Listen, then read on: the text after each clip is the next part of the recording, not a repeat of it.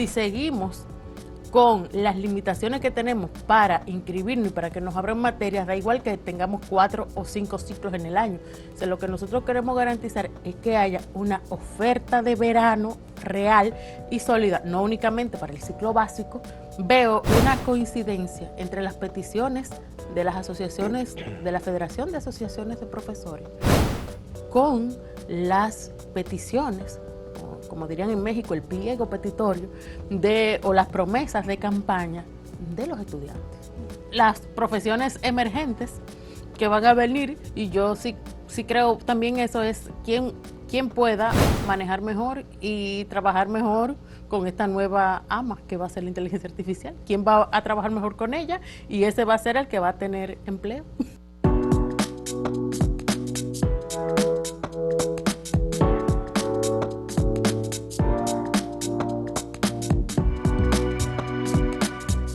Saludos amigas, amigos, ustedes sintonizan Acento TV y este es su espacio a partir de ahora, que hoy, como todos los jueves, presenta la sección de la doctora Ibe Guzmán, Interacción Académica. ¿Con quién de invitada? Ella misma hoy. Gracias, ¿Cómo Gustavo. estás, Ibe? Bien, bien. Gracias, Gustavo, por permitir este espacio donde ventilamos la academia. Y quisiera que hoy nosotros miráramos precisamente la democracia dentro de la academia, ¿no? Cómo se eligen los representantes universitarios dentro de la única universidad que tiene este tipo de procedimientos. Yo para elegir las recuerdo autoridades. que el profesor Félix Fran Ayuso una vez nos decía, y creo que escribió un texto breve él, que se publicó en el Universitario, por cierto, el periódico que había, que él decía, este es el lugar más democrático y donde más elecciones se celebran, porque se celebran elecciones para elegir autoridades. Así es. Para elegir a la asociación de profesores, de estudiantes, De empleados, las asociaciones por carrera, entonces las asociaciones por facultades y las asociaciones por la procedencia de los estudiantes, que cada pueblo tiene una directiva. Tiene una directiva, es así. Entonces, ayer había en la universidad elecciones de ASODEMO, de la Asociación de Servidores Universitarios, y hoy, bueno, ya el mes que viene, este mismo mes, en la semana que entra, vienen las elecciones de los estudiantes, que tenía más de 8 años que no se celebraban. Pero ¿por qué cayó en eso la Federación de Estudiantes? ¿Apatía? Bueno, vino la pandemia en un momento, hubo unas transiciones de gobierno, hubo una especie de España boba y como que entre prórroga y prórroga y prórroga, los que estaban ahí Pero a mí me se extraña quedaron. porque siempre los estudiantes en eso eran muy empoderados y exigían los grupos que querían dirigir la FED que se hicieran las elecciones. Así mismo, y ahora ha renacido ese espíritu y la universidad está que nada más habla de eso.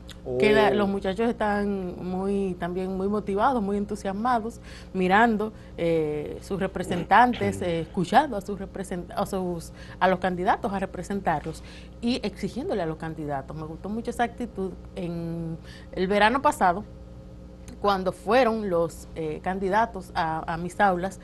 Y ahora cuando fueron, los estudiantes los esperaron con una actitud muy crítica y los esperaron con unas competiciones reales para que ellos las incluyeran en los programas y no que vinieran con las típicas demagogias. Por ejemplo, los estudiantes tienen dentro de sus peticiones los 3 famosos ciclos por semestres, ¿no? 3 cuatrimestres por año, y esa es una cuestión muy política y a los estudiantes les gusta mucho y tiene una recepción bastante aplaudida.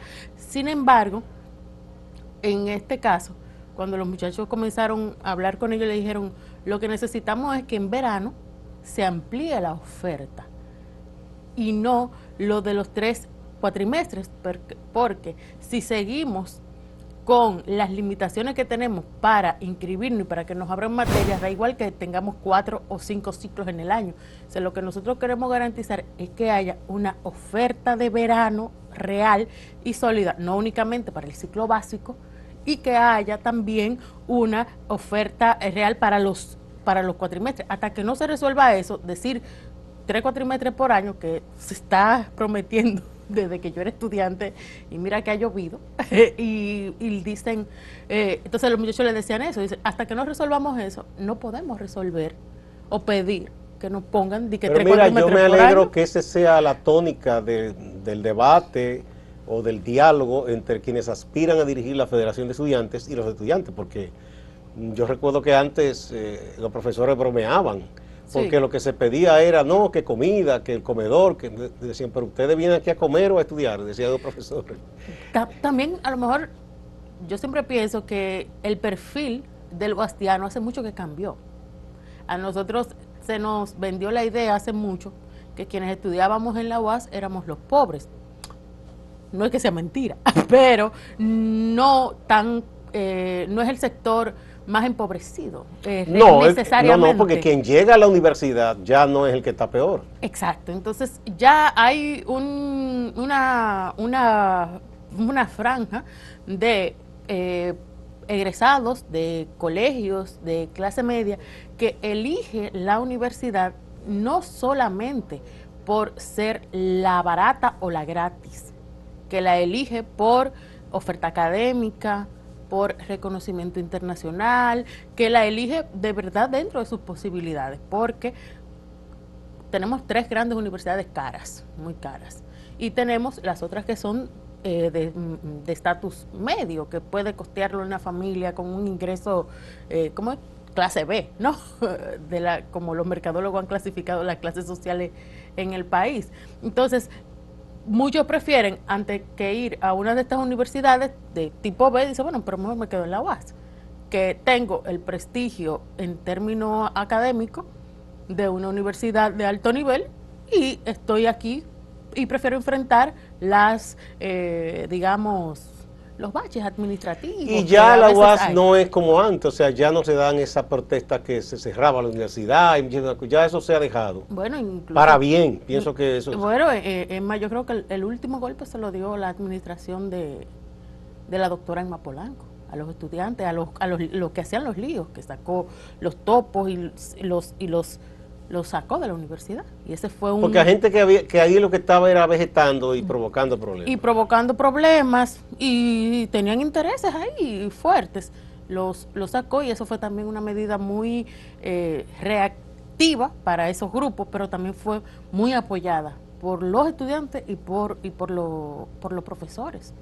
Entonces, ese perfil, volvemos al perfil del estudiante universitario de la UAS, ya no es ese muchacho de perfil pobre únicamente, que sí ciertamente es la que más recibe al estudiante con menos oportunidades, el sector más vulnerable, pero también tiene un sector que son muchachos que trabajan, muchachos que quieren no solo graduarse, que quieren insertarse. Doctora, el cogobierno, ¿verdad? Ajá. El cogobierno hoy, ¿qué tanto, digamos, trabaja de común acuerdo con las autoridades, la incidencia de los estudiantes en el consejo y todas esas cosas? ¿Cómo opera eso? Ayer me hizo una anécdota, un director de carrera, un director de departamento allá en la universidad, director de escuela, y me decía, para que tú veas lo importante que es el rol del estudiante, de los estudiantes están representados. La universidad tenía de la parte administrativa unas medidas de cerrar ciertos grupos que con baja demanda y demás. Las escuelas pedían las secciones, se las cerraban y fue uno de los representantes estudiantiles y medió con las autoridades que cierran, que fue y pidió justo al despacho de la primera persona que gobierna la universidad y fue y dijo, nosotros como estudiantes necesitamos que esta petición que se hizo desde la escuela sea respondida, porque tenemos estos muchachos en estas situaciones y esos muchachos necesitan ya salida de la universidad. Ahora bien, ¿cómo funciona? En términos del estatuto orgánico, 33% a nivel de facultad y un 5% a nivel de claustro mayor, Sí. de representación. Ellos van a las asambleas de facultad. Ellos van no solo representados en las asambleas, sino en los consejos directivos de la facultad. Ahí están los estudiantes de la facultad. Yo creo que aquí es es único ese caso. No, no, En la UAS, sí. no Es ha- así. En la Pucamaima existen un decanato de estudiantes. sí, eso tiene la nordestana también. Exacto. Sí. Y de eso podemos hablar y ver cómo funcionan en esas otras universidades bien. los estamentos. Vamos a la universitarios. primera pausa. Sí, Volvemos. que a mí no me luce pasarme. No.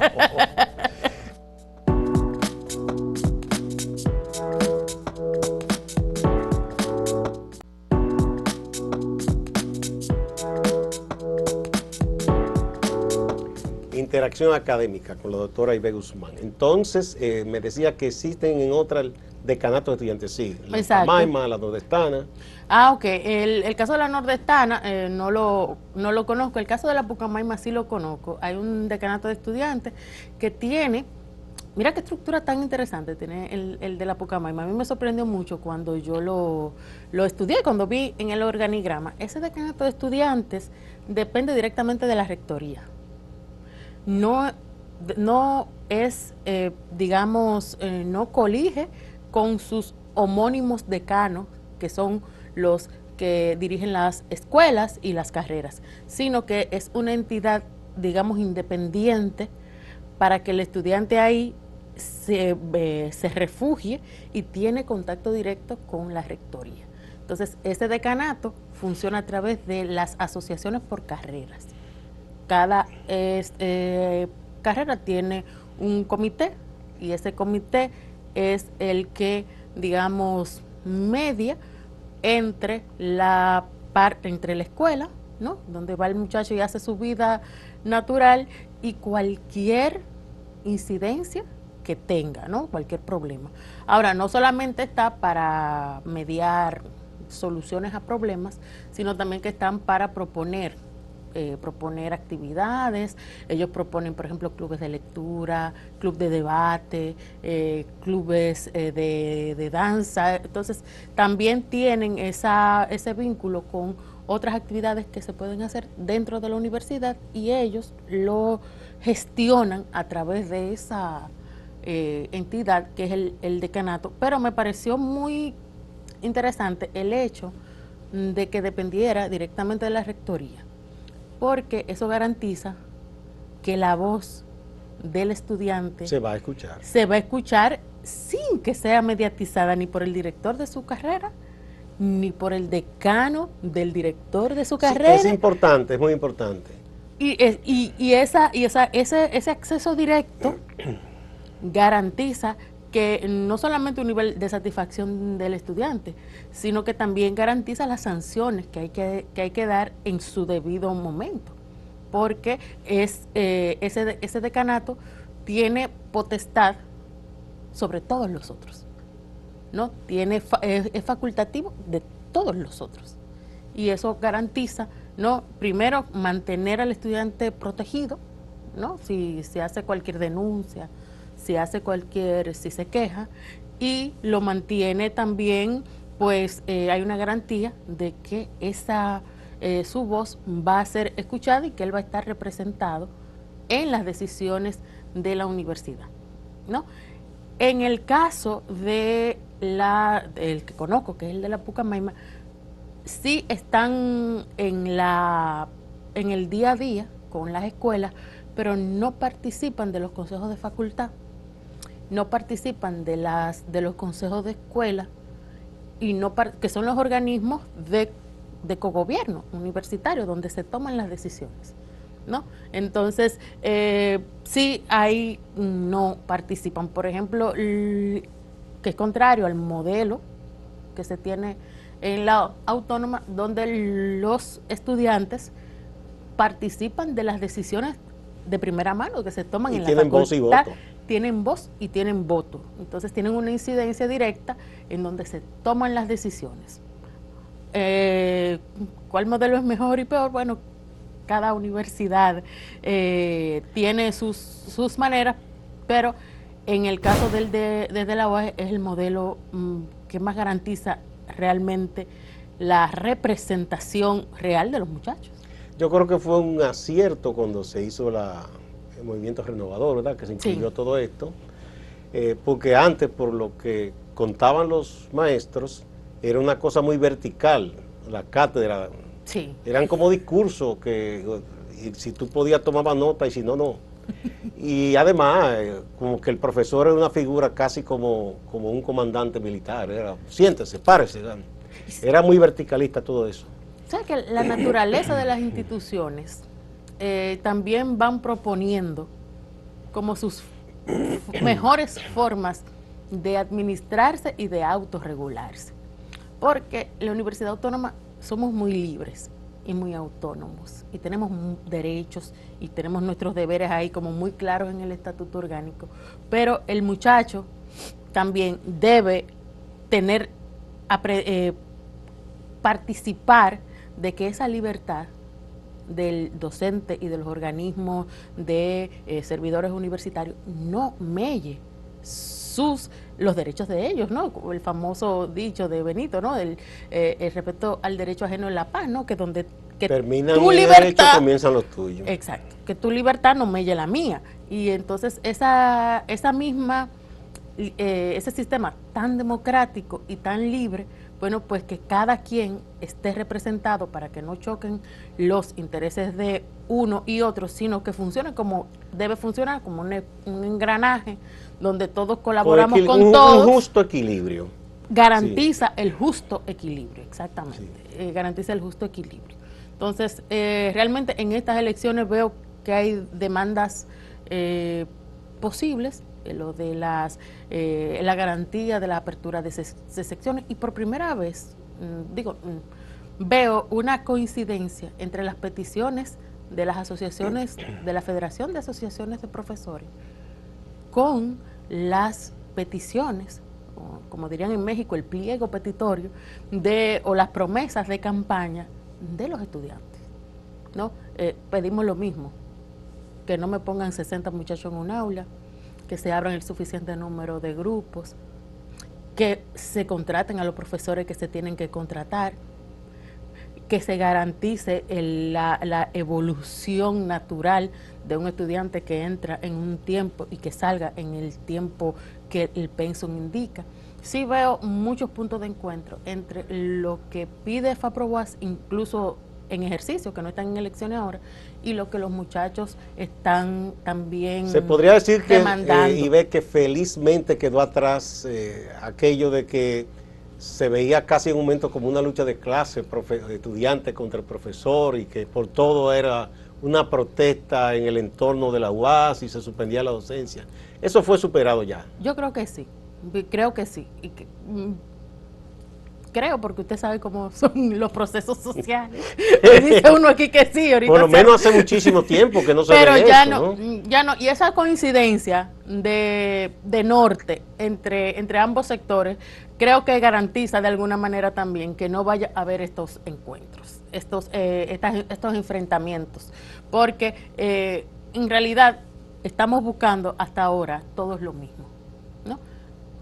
Lo decía uno de los candidatos a la rectoría, decía, a veces nosotros perdemos la mira y no sabemos o no nos damos cuenta o en ese momento no nos percatamos de que cuando pedimos lo mejor para los estudiantes, estamos a su vez pidiendo lo mejor para los profesores y lo mejor para los servidores universitarios. Porque si garantizamos que los muchachos que entren puedan llevar su carrera al ritmo que la tienen que llevar y salgan en el tiempo que tienen que salir, es mejor para el maestro, tiene garantía de que va a tener todo su grupo todos los semestres. El verano se puede planificar con anticipación y se le puede dar una oferta académica atractiva a los muchachos para lograr ese objetivo. Los empleados también van en coche porque se permite una mayor organización y no tiene que estar con excepciones cada ciclo, buscar, mire, esta persona tiene 3 ciclos que no da esta materia, y eso facilita también la parte administrativa. Entonces, garantizar lo mejor para los muchachos es garantizar lo mejor para todos nosotros. Y para la armonía, ¿verdad? En una academia tan grande como la UAS. Y la armonía, porque son los más. Vamos a otra pausa y volvemos. Te voy a tratar un tema que te va a gustar. Okay.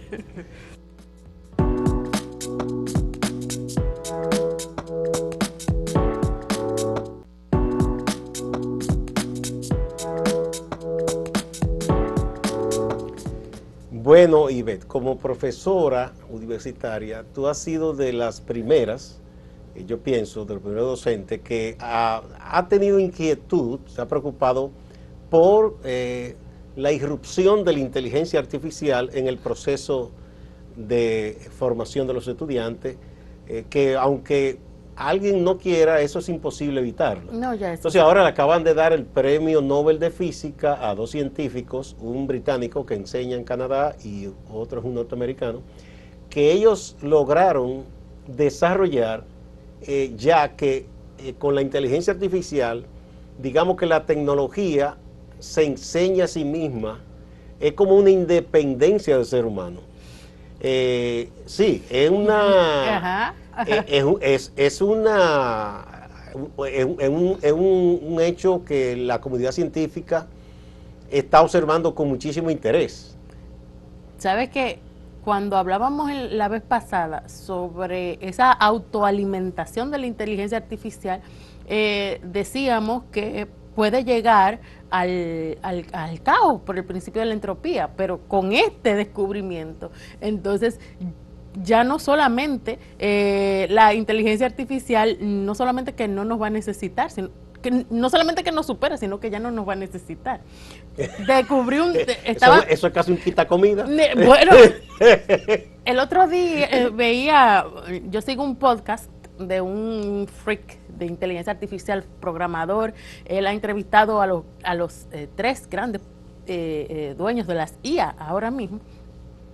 Y él decía que un caso sorprendente, dice, bueno, para dar el diagnóstico, de un médico para dar el diagnóstico, dice, esta es la IA, ¿no?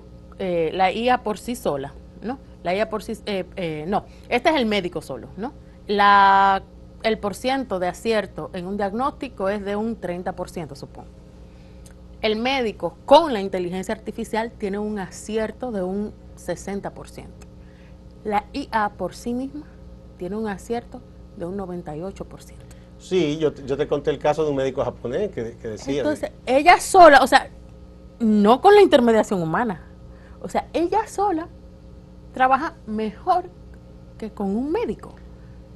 Entonces, sí, tú dices, bueno, no es una cuestión ya ni siquiera de subjetividades, es que si tú tienes una enfermedad, ¿quién tú vas a preferir que te diagnostique? Sobre todo cuando el diagnóstico, el tiempo de diagnóstico puede ser la diferencia entre la vida y la muerte. Como enfermedades catastróficas, por ejemplo. Exacto. Y dices, bueno, ¿quién prefiere quién tú prefieres que te diagnostique? ¿Quién tiene mayor nivel de acierto? Dice, ¿por qué vamos a los médicos que son más experimentados? Porque han visto más casos. Sí, tiene más confianza. Sí. Estamos hablando que ya la IA, por ejemplo, salen 1,100 y tanto u 11,000 de papers de medicina al día. Un médico no lo puede leer, pero la IA ya se lo ha leído todo. El problema de la IA ahora era que, hasta hace 3 semanas, que ya se había leído todo lo que la humanidad había producido. Ya se lo había leído todo. Pero la inquietud que tú tenías como profesora, que varias Exacto. veces lo conversamos, que tú decías como que se diera un reciclaje, sobre todo en el área humanística, literatura y eso. Exacto. Ya ahora con esto entonces no, porque va a crear. No, ya ella va a crear. Exactamente. Yo espero que sea buena poeta. que no sea... Yo vuelvo e insisto en lo mismo. Yo creo que ya sí tenemos que primero transparentarlo y tenemos que ya tomar medidas de qué vamos a hacer, porque nosotros seguimos pensando igual. Sí, no, pero además es que yo creo que ninguna academia ¿Qué es lo que vamos a hacer? Hoy Exacto. no puede ver eso de costado o dejarlo atrás. Es que sí o sí tiene que abordar el tema.